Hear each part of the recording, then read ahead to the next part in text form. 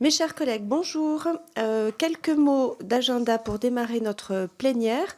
J'ai le plaisir de vous annoncer que le mardi 30 mai à 17 heures, nous recevrons au premier bureau une rencontre sur le thème de la situation des femmes afghanes que nous avions déjà initié avec nos collègues de l'Association des anciennes députées. Nous renouvelons et nous aurons donc la présence notamment des associations CARE, Négar Soutien, Négar Soutien aux femmes afghanes, et nous aurons également deux lauréates afghanes des promotions Marianne. C'est pour le 30 mai. Ensuite, et sous couvert de sa finalisation, nous devrions étudier le rapport d'information sur la santé mentale des femmes. Donc, rendez-vous le mardi 13 juin à l'issue des questions au gouvernement. Et puis enfin, nous auditionnerons le mardi 27 juin le ministre de l'Éducation nationale et de la jeunesse, Pap Ndiaye, sur la question qui s'avère centrale compte tenu de nos travaux concernant l'éducation à la vie sexuelle et affective. Voilà un peu pour l'agenda. Nous en arrivons maintenant à notre ordre du jour et nous examinons le rapport d'information de nos collègues, mesdames Céline Calvez et Sandrine Josso, sur la budgétisation intégrant l'égalité. Ce sont les termes qu'elles ont retenus au terme de leur mission d'information que nous leur avions confiée sur les budgets genrés. À l'issue de la présentation, évidemment, nous passerons la parole à un orateur par groupe et puis chacun d'entre vous pourront poser les questions qu'ils souhaitent. Mesdames les co-rapporteurs, vous avez la parole. Madame la Présidente, merci. Bonjour mes chers collègues. C'est un grand honneur pour nous de vous présenter aujourd'hui ce rapport, résultat d'environ 5 mois de recherche et d'audition de près d'une cinquantaine de personnalités issues d'horizons variés, des élus nationaux, locaux, français et étrangers, des représentants de l'administration centrale, mais aussi des chercheurs et des professeurs. La mission que vous nous aviez confiée s'intitulait, et Madame la Présidente le rappelait, s'intitulait initialement budget genré. En effet, l'ensemble des pays qui ont mis en place cet outil au niveau légal ou constitutionnel, parmi lesquels des pays aussi différents que le Canada ou le Maroc, souvenez-vous, nous les avons auditionnés en plénière, ou encore l'Autriche ou encore l'Inde, le désignent sous le terme de budget ou budgétisation sensible au genre. Toutefois, après de nombreuses discussions entre nous et surtout après que de nombreux auditionnés ont appelé notre attention sur les crispations que peut susciter le mot genre dans le contexte politique spécifique actuel en France, nous avons décidé de retenir les termes de budgétisation intégrant l'égalité, ou BIE, qui permettent de mettre en avant l'objectif premier de la démarche, à savoir l'égalité entre les femmes et les hommes. Alors la non-utilisation du terme genre n'a pas été une évidence, elle a fait l'objet de nombreux échanges entre nous, c'est pourquoi nous l'expliquons dès la première partie de ce rapport. De même, nous expliquons pourquoi nous avons retenu le terme de budgétisation et le terme intégrant, qui nous permettent à la fois de montrer que la budgétisation intégrant l'égalité, c'est non pas un résultat, mais tout un processus, et qu'il doit être intégré à l'ensemble du cycle budgétaire, depuis la conception et l'élaboration du budget jusqu'à son exécution, son contrôle et son évaluation. Veuillez noter également qu'en tant que parlementaires, nous nous sommes concentrés, non dans nos travaux, mais dans l'essentiel de nos recommandations, sur les budgets nationaux, puisque ce sont ceux-ci qui relèvent de notre compétence et de celle du gouvernement. Madame la Présidente, chers collègues, je poursuis. Une fois abordées ces précisions de périmètre et de terminologie, nous nous sommes attelés à définir la démarche de budgétisation intégrant l'égalité.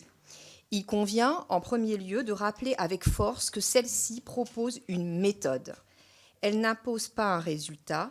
Il ne s'agit pas de diviser en deux moitiés les budgets nationaux. Il ne s'agit pas non plus d'élaborer un budget séparé pour les femmes ou les questions d'égalité. La BIE consiste plutôt, à l'instar des budgets verts pour la question environnementale, à intégrer à tous les niveaux et pour tous les acteurs du processus budgétaire la question de l'égalité femmes-hommes dans la conception des mesures prises comme dans leur exécution. En effet, comme le révèlent de nombreux travaux ou études, les politiques fiscales et budgétaires sont souvent le reflet de biais inconscients et peuvent avoir pour conséquence de perpétuer, voire de renforcer des inégalités existantes.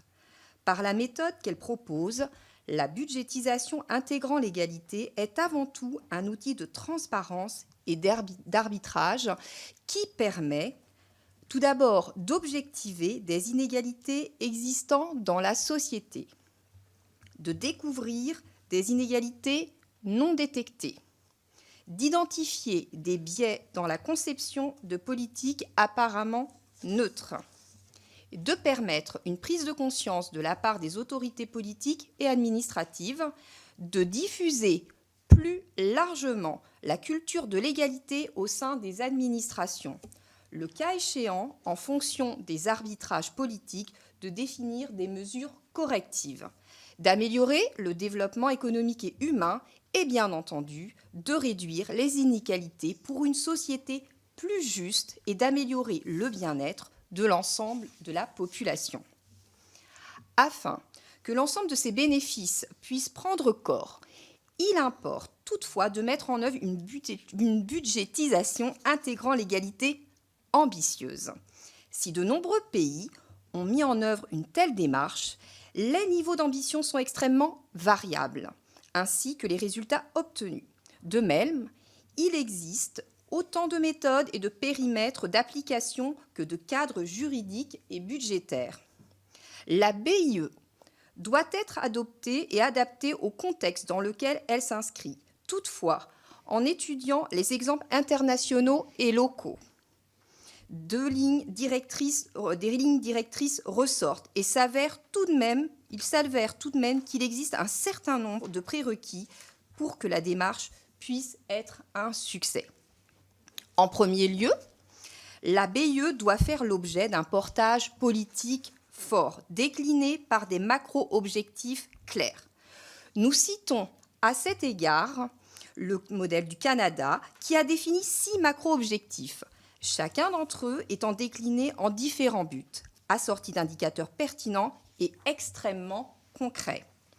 En deuxième lieu, il est indispensable de donner un cadre juridique à la BIE, afin que celle-ci s'impose à tous et survive aux aléas et alternances politiques. L'Autriche, par exemple, a été jusqu'à inscrire la BIE dans sa constitution fédérale, tandis que le Maroc ou encore l'Islande ont opté pour le niveau de la loi organique. En dernier lieu, sa mise en œuvre doit être précédée et accompagnée de la formation des personnels concernés, en particulier des administrations qui en seront les pilotes. La budgétisation intégrant l'égalité implique également de disposer d'outils et pour lesquels notre pays dispose de bases plutôt solides qui nous font penser que la budgétisation intégrant l'égalité pourrait être mise en place à court terme. Par outils, j'entends tout d'abord des données genrées robustes, celles-ci devant être systématiquement disponibles. Là, il y a de l'amélioration encore à faire. Ensuite, des analyses sectorielles approfondies dans les domaines de l'emploi, de l'éducation, de la culture, de la fiscalité, tous les domaines. Si aucune analyse préalable de la situation comparée des femmes et des hommes n'a été faite, il est probable que la budgétisation intégrant l'égalité ne puisse aboutir. Troisième point, c'est aussi un cadre budgétaire qui permette l'intégration de cette démarche, comme c'est le cas du cadre budgétaire défini par la loi organique relative aux lois de finances, lequel est axé sur la performance, c'est-à-dire sur la fixation d'objectifs, lesquels sont assortis d'indicateurs. Enfin, il faut pouvoir disposer d'une méthode systématique d'analyse des dépenses, autrement appelée plus communément dans le monde, analyse tricatégorielle. Celle-ci permet une cotation des dépenses selon que ces dépenses ont un impact négatif, neutre ou positif, cet effet pouvant être direct ou indirect sur l'objectif recherché. Si cette méthode doit encore être affinée pour la mise en place d'une budgétisation intégrant l'égalité en France, des bases solides existent. Elle est déjà appliquée dans le cadre de la mise en œuvre des budgets verts et a été mise en œuvre par certains ministères lors de l'expérimentation budget intégrant l'égalité conduite en France en 2019. Nous pourrons y revenir. Si ces clés de réussite, si ces outils sont apparus comme indispensables au cours de nos travaux, le périmètre sur lequel s'applique la budgétisation intégrant l'égalité peut, lui, varier. Là encore, il dépendra du niveau d'ambition que l'on se fixe. Il pourra également être amené à évoluer au fil du temps, par cercle concentrique. Nous considérons toutefois que si le périmètre est trop réduit au départ, par exemple à l'échelle de quelques programmes ou quelques actions budgétaires, la démarche ne pourra pas être perçue comme un véritable levier de transformation et risque là d'être rapidement abandonnée. Il serait toutefois possible de se concentrer au départ, et c'est une proposition, uniquement sur les mesures de l'année, les mesures nouvelles, puis sur quelques missions du budget de l'État, puis d'élargir comme ça ainsi progressivement la démarche à l'ensemble de celui-ci, sans oublier les recettes, c'est-à-dire la politique fiscale, mais aussi nous pensons au budget de la sécurité sociale.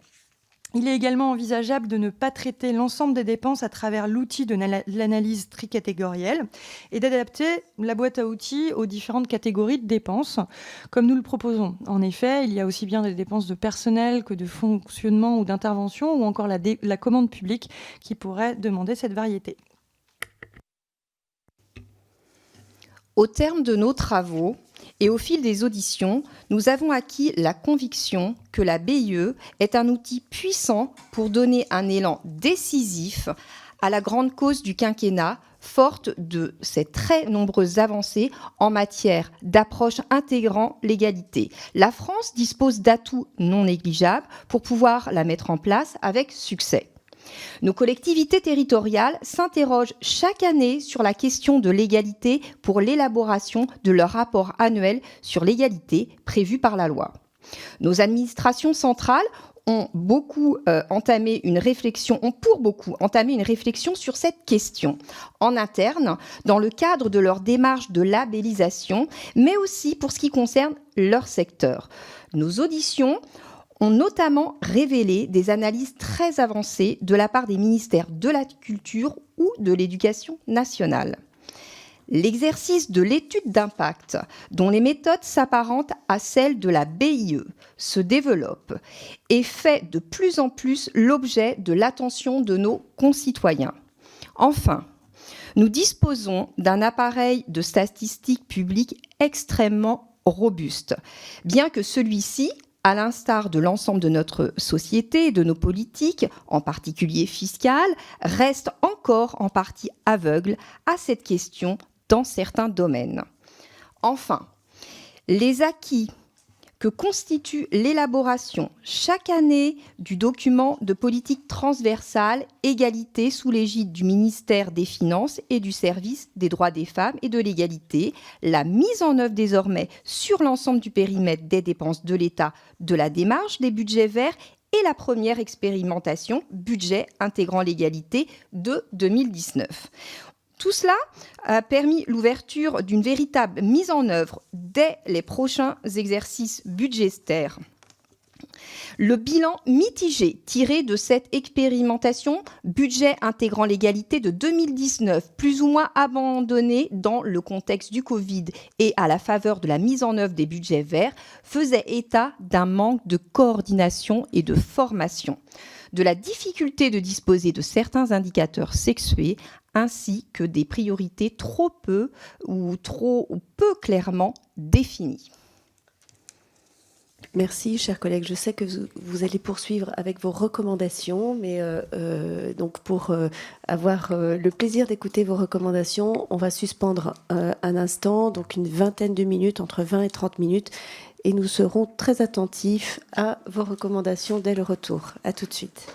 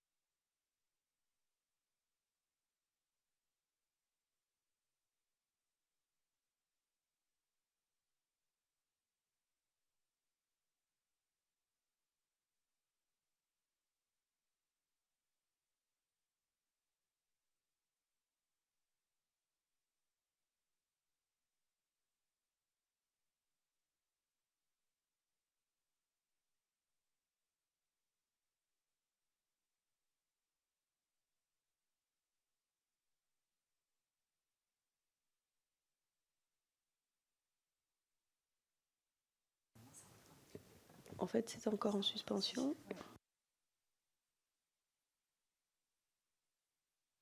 Mes chers collègues. C'est bon ? Voilà, très bien. Eh bien, nous reprenons nos travaux et je vous laisse la parole pour vos recommandations. Merci Madame la Présidente. Alors, nos 19 recommandations pour la mise en œuvre d'une budgétisation intégrant l'égalité ambitieuse s'articulent autour de 4 axes principaux. Le premier axe, c'est la mise en œuvre d'un cadre juridique au niveau national nécessitant une impulsion politique forte. Cette impulsion politique, qui doit se traduire par la définition de macro-objectifs venant donner corps à la démarche, c'est notre 5e recommandation, permettrait seule de donner un cadre juridique à la budgétisation intégrant l'égalité. Nous considérons que celle-ci passe par une modification de la loi organique relative aux lois de finances et de certains articles organiques du Code de la sécurité sociale pour y inscrire l'objectif de la budgétisation intégrant l'égalité et créer le successeur plus complet du document de politique transversale. Ce document pourrait faire l'objet chaque année d'une présentation orale par le gouvernement en séance ou devant les délégations aux droits des femmes de l'Assemblée nationale et du Sénat, qui pourrait être l'occasion de tenir une réunion conjointe, d'ailleurs comme la loi nous le permet. L'impulsion politique pourrait également se traduire dès la prochaine loi de programmation des finances publiques par la fixation d'un objectif chiffré de réduction de la part des dépenses ayant un impact négatif sur l'égalité au regard de celles ayant un impact positif. C'est notre 16e recommandation.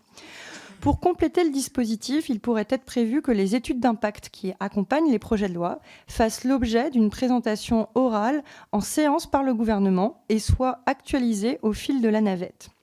Enfin, le gouvernement pourrait confier au HCE la mission de remettre au Parlement, afin d'éclairer ses missions d'approbation et de contrôle des budgets, un rapport évaluant la qualité et la sincérité de la démarche de budgétisation intégrant l'égalité, dans une perspective pluriannuelle, par exemple. C'est notre 19e recommandation.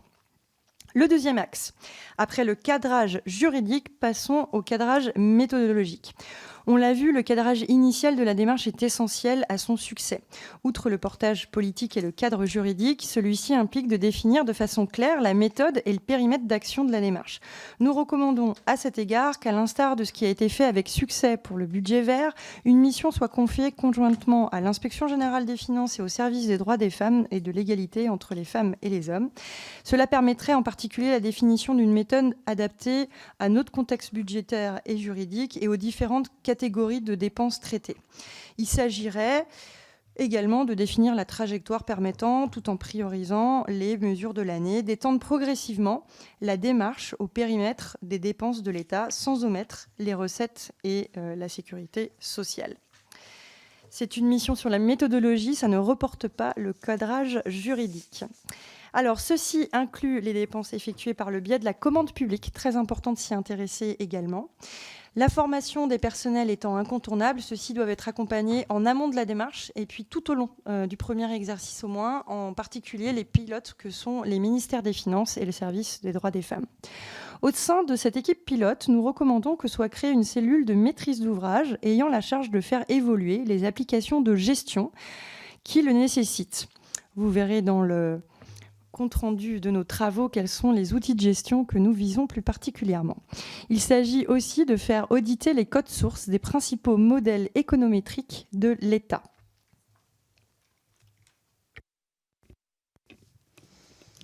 Axe 3 maintenant. Un meilleur dialogue entre les services statistiques et les différents ministères. Celui-ci est indispensable afin que des données sexuées pertinentes et suffisantes puissent alimenter les données de la performance et que l'ensemble des indicateurs de la maquette budgétaire puissent être déclinés en sous-indicateurs sexués. C'est la recommandation numéro 17. À cet égard, nous considérons qu'il convient de lancer, sous l'égide du Conseil national de l'information statistique, des états généraux de la statistique publique genrée en France. C'est la recommandation numéro 4, et d'étudier la pertinence de créer au sein de l'INSEE un service transversal consacré à cette question. Ça représente la recommandation numéro 13. Enfin, dans le cadre de la mise en œuvre de la budgétisation intégrant l'égalité, Il est essentiel que les acteurs de la statistique publique soient associés dès le départ, les pilotes de la démarche devant faire précisément état de leurs besoins et des données attendues. Ça, c'est la recommandation numéro 12. Axe 4. Une amélioration du volet territorial de l'approche intégrée de l'égalité. Il nous aurait semblé malvenu d'imposer d'entrée de jeu la budgétisation intégrant l'égalité aux collectivités territoriales, avant même que l'État l'ait mise en œuvre et alors même qu'un certain nombre d'entre elles, largement citées dans notre rapport, s'y sont déjà lancées. Nous considérons toutefois que 2 modifications permettraient de faire progresser l'approche intégrée de l'égalité dans nos collectivités. En premier lieu, le rapport sur la situation en matière d'égalité entre les hommes et les femmes, entre les femmes et les hommes, devrait, selon nous, faire systématiquement l'objet d'une présentation orale devant l'Assemblée concernée. Recommandation numéro 1. En second lieu, le guide publié par la SDFE, Service des droits des femmes et de l'égalité entre les hommes et les femmes, pour la rédaction de ces rapports devrait mentionner certains indicateurs et donner des clés devant figurer dans le rapport, ce afin de permettre une remontée et une analyse de ces informations ainsi que des comparaisons. Recommandation numéro 2. Chers collègues, nous vous remercions pour votre écoute et nous sommes à votre disposition pour répondre à vos questions. Merci, chers collègues, pour ces premiers éléments et je ne doute pas que l'ensemble de nos collègues vont vous interroger pour ensuite détailler quelques éléments. Notre première oratrice pour le groupe Renaissance, Prisca Thévenot. Merci Madame la Présidente, Mesdames les rapporteurs Josso et Calvez. Je tiens tout d'abord à vous saluer pour la qualité de votre rapport et l'exposé que vous nous avez fait qui est pour le coup extrêmement clair, limpide et qui va nous permettre d'avancer directement dans le fond des propositions, des 19 si je ne m'abuse, que vous venez de nous faire. L'égalité entre les femmes et les hommes, comme vous le savez, est la grande cause nationale depuis le début de la présidence d'Emmanuel Macron en 2017. Notre majorité a ainsi œuvré pendant ces 6 dernières années pour faire de l'égalité femmes-hommes une cause de chaque jour, une cause qui d'ailleurs nous anime ici au sein de la délégation aux droits des femmes. Si il s'agit d'une cause de chaque jour, aujourd'hui, par votre rapport, vous nous proposez d'en faire une cause de chaque ligne, de chaque euro, de chaque centime. À vrai dire, comment pourrait-on faire autrement ? Alors que nous avons quasiment doublé le budget consacré à l'égalité femmes-hommes depuis 2017, ce qui est une hausse exceptionnelle et inédite, nous devons continuer à aller plus loin, aller dans le détail et pas simplement dans le volume. Engager une revue exhaustive du budget de l'État est donc absolument nécessaire. Tout au contraire, un travail superficiel, c'est bien là le nerf de la guerre dont il s'agit. Le groupe Renaissance est donc pleinement déterminé à s'engager sur cette voie et à adopter au plus vite la philosophie proposée, la méthodologie et les outils dont vous nous avez fait mention. Néanmoins, pas moins de 20% de la dépense publique dans notre pays ne relève pas de l'État, mais bien des collectivités locales. Comment dès lors, mesdames les rapporteurs, parvenir à intégrer également la question de l'égalité femmes-hommes au budget des régions, des départements, des EPCI et des communes, sachant bien évidemment, et nous avons eu un certain nombre d'auditions, que certaines communes, départements et régions sont engagées sur cette voie et ont d'ailleurs été auditionnées par vous-même dans le cadre des recommandations et des préconisations que vous nous avez faites. Vous l'aurez compris, il s'agit d'être sûr d'être en capacité de mesurer toutes les politiques menées, qu'elles soient nationales, locales, régionales, départementales, pour bien faire de ce sujet une cause de chaque instant. Merci. Merci. Pour la France Insoumise, Élise Bouchet. Merci Madame la Présidente. Mesdames les rapporteurs, je vous remercie également pour ce rapport très informatif. Nous ne pouvons que soutenir la mise en place d'outils qui permettent d'analyser l'impact du budget de l'État et des collectivités sur les femmes comme sur les hommes et de promouvoir concrètement l'égalité. Cependant, je souhaite émettre plusieurs interrogations. Si l'égalité entre les femmes et les hommes est censée être la grande cause du quinquennat, la budgétisation intégrant le genre ne semble pourtant pas être une priorité de ce gouvernement. Alors certes, des annonces ont été faites, par exemple sur l'individualisation du taux d'imposition sur les revenus. Pourtant, cela reste parcellaire. Ce qui est annoncé est loin d'être à la hauteur des besoins et les associations l'ont d'ailleurs dénoncé. Le manque de portage politique est d'ailleurs aussi visible dans le fait que dans son discours sur les fameux 100 jours d'apaisement, la Première ministre n'a pas mentionné une seule fois le mot femme. Votre rapport fait de l'impulsion politique par le président ou la Première ministre une condition essentielle et la première étape pour la mise en place de la budgétisation intégrant l'égalité. Nous ne pouvons pas attendre 4 ans avant d'agir concrètement pour abolir les mesures inégalitaires. Vous notez également que la démarche de BIE doit être conduite avec sincérité. Pensez-vous que cela puisse être garanti alors même que le gouvernement actuel semble obsédé par la réduction des dépenses ? Pour rappel, un rapport d'Oxfam publié en novembre 2022 indiquait que les mesures d'austérité représentent une forme de violence sexiste. En effet, les femmes et les filles sont les premières affectées par l'attrition des services publics, la réduction de la protection sociale et des infrastructures, et la stagnation des budgets consacrés à la lutte contre les violences. Ainsi qu'en fin avril 2023, Bercy demande à chaque ministère de réduire de 5% ses dépenses, on ne peut qu'être préoccupé et s'interroger sur les effets que cette mesure aurait sur les femmes. En résumé, pensez-vous que le contexte actuel, marqué par une absence de volonté politique et une orientation austéritaire, permette une mise en place sincère d'une BIE à la hauteur de ses ambitions ? Pour le Rassemblement national, l'orateur Emmanuel Taché de la Pagerie. Merci Madame la Présidente, Mesdames les rapporteurs, chers collègues. Je tiens tout d'abord, comme nos autres collègues, à remercier les rapporteurs Calvez et Josso pour la qualité de leur travail, fruit de nombreuses auditions depuis décembre dernier, ayant donné lieu à 19 recommandations concernant les budgets intégrant l'égalité. Nous ne pouvons que saluer le désir d'atteindre l'égalité réelle entre les femmes et les hommes en agissant sur le levier budgétaire de manière parfaitement transversale. Si l'ambition d'une mise en œuvre effective de ce budget pour l'égalité dès le projet de loi de finances 2025 est louable avec une feuille de route définie dans ce rapport d'information, ce dernier doit éviter plusieurs écueils pour être vertueux et ne pas produire d'effets pervers. En premier lieu, la mise en place d'un budget pour l'égalité ne devrait pas servir de paravent à des politiques publiques largement inefficaces et sous-financées pour protéger le droit des femmes et l'égalité réelle, que cela soit en termes de sécurité, de santé ou de droit du travail. Je tiens à rappeler, par exemple, qu'en matière de lutte contre les violences faites aux femmes, l'Espagne dépense chaque année 16 € par habitant contre seulement 5 en France. En second lieu, ce budget ne doit pas constituer un énième instrument technocratique inefficace et coûteux contribuant à rendre encore un peu plus inintelligible le budget.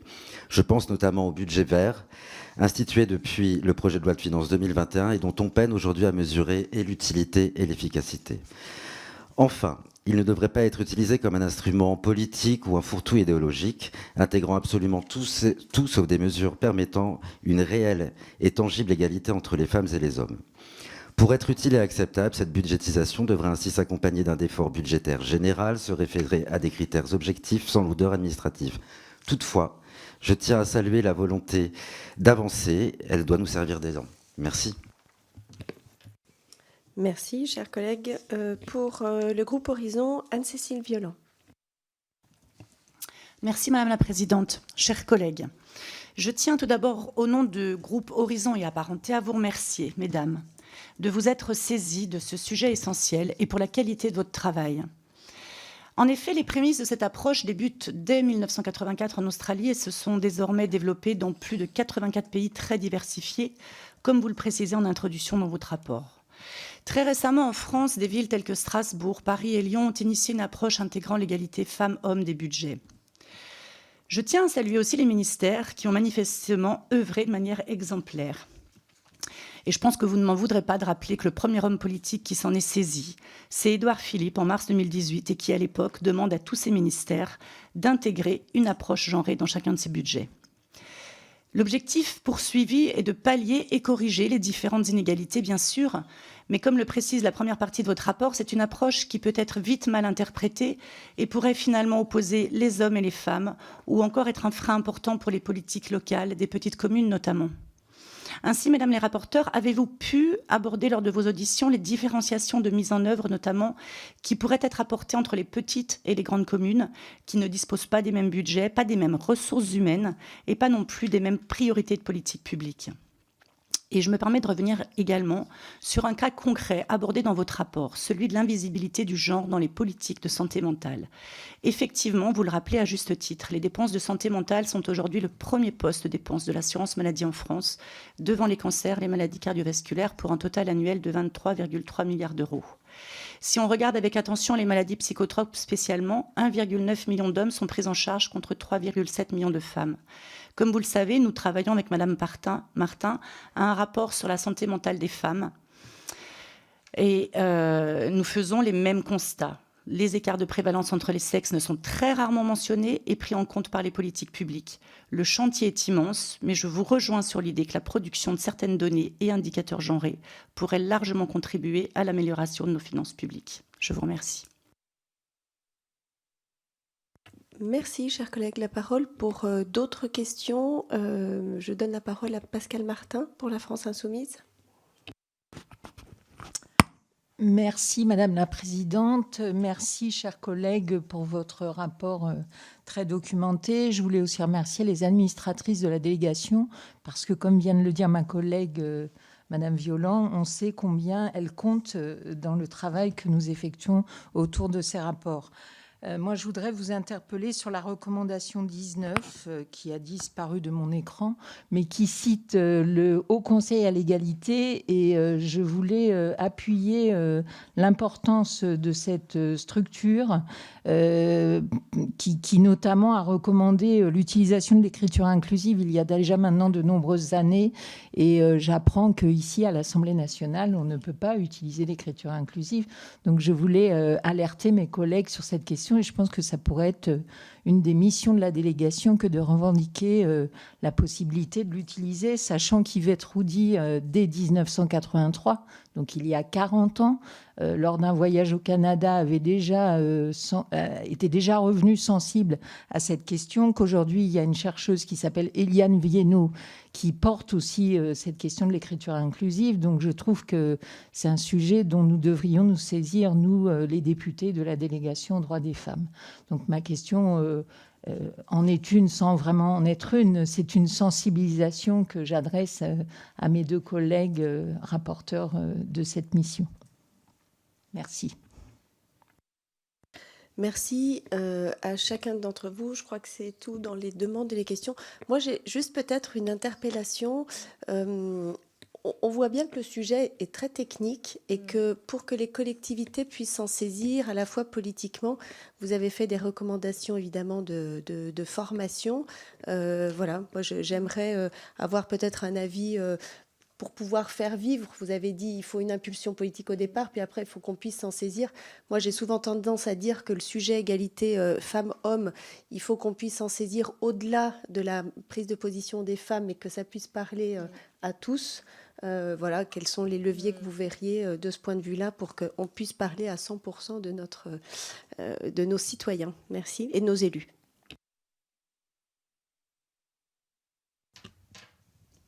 Merci Madame la Présidente.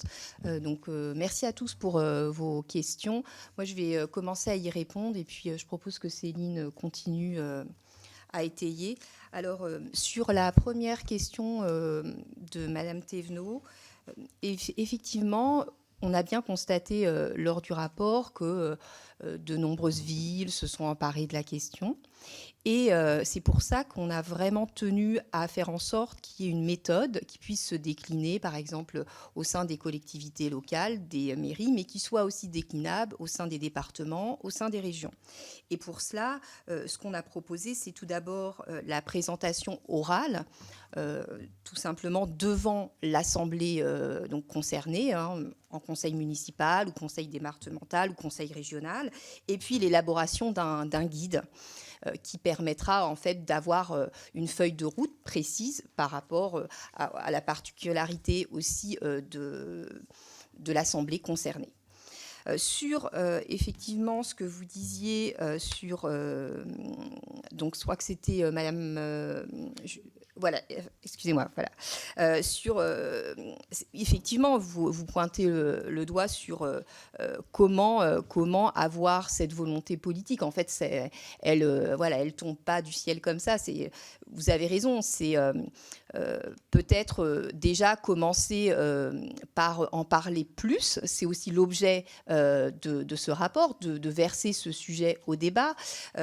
On a tous dans nos circonscriptions des possibilités, par exemple en remettant des médailles aux associations, de donner à réfléchir sur la façon dont on va peut-être favoriser l'octroi de subventions. Si on prend par exemple des subventions sportives avec des licenciés plus masculins, se dire est-ce que par exemple dans une autre association sportive où il y a plus de licenciés de sexe féminin, est-ce que on est vraiment dans une équité ou pas? C'est déjà dans un premier temps être capable de se poser cette question.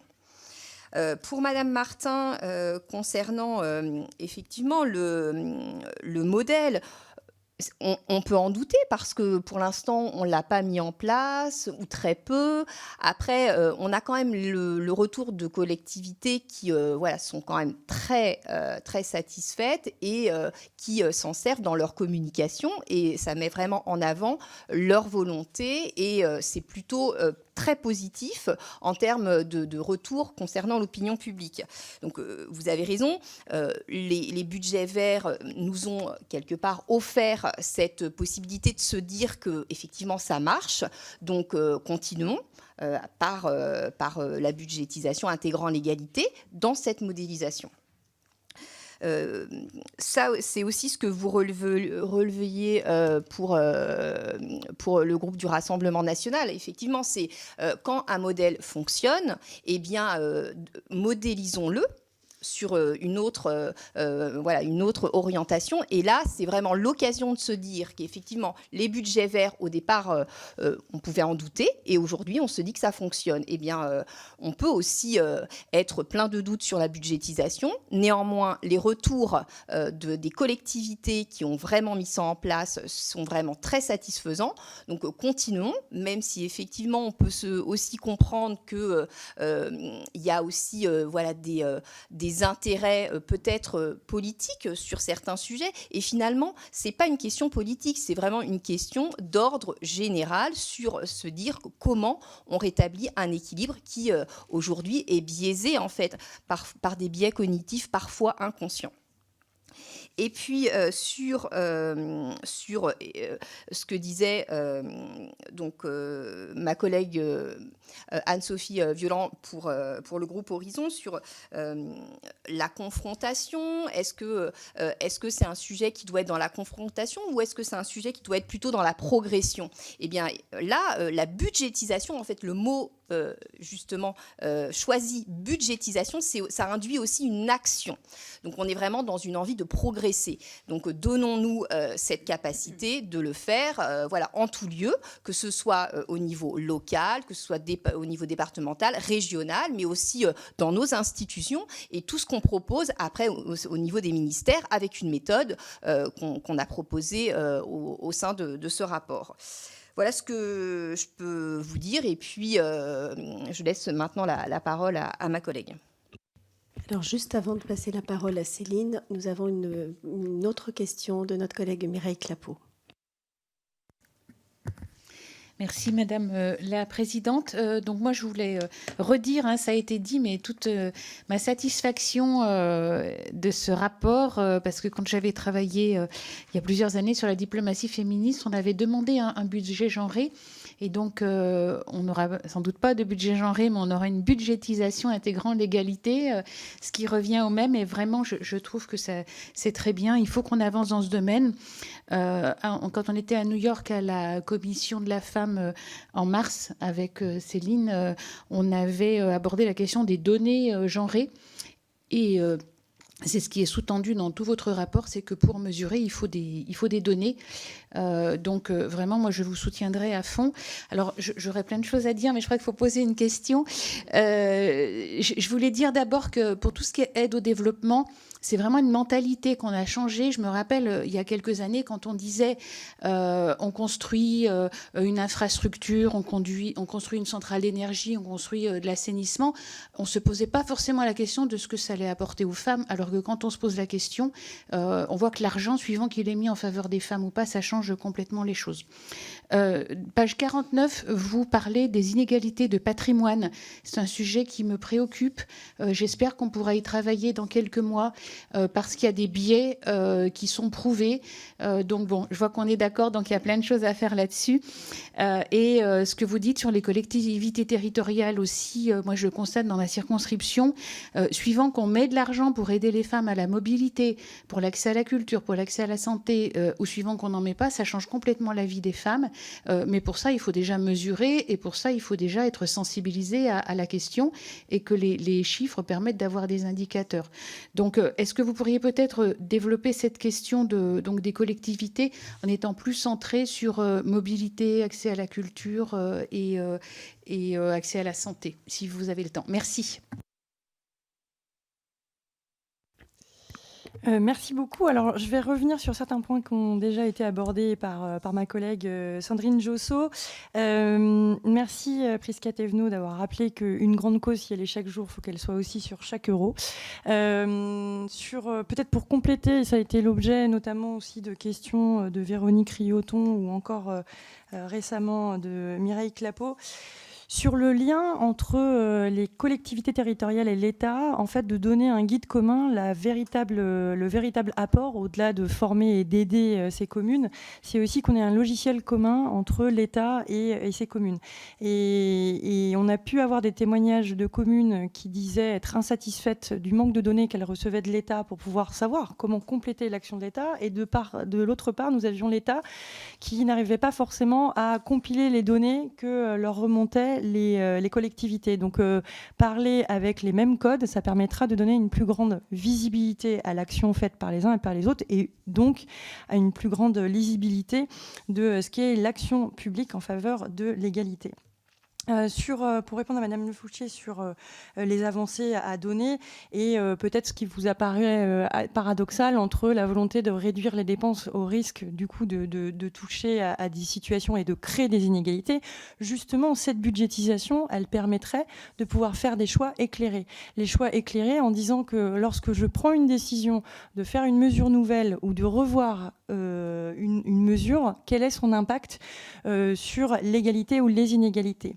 Et donc, bien sûr, on doit mener aussi bien un regard sur l'égalité, regarder aussi sur la transition écologique, c'est porté par le budget vert, mais la décision, si l'éclairage, elle doit être mutualisée, la décision, à un moment, elle engage la personne qui a des responsabilités politiques et qui choisit, là, de donner, de consacrer une importance à cette mesure. Donc, pour moi, c'est vraiment aussi une façon d'aider à la décision publique, mais aussi une façon de l'éclairer.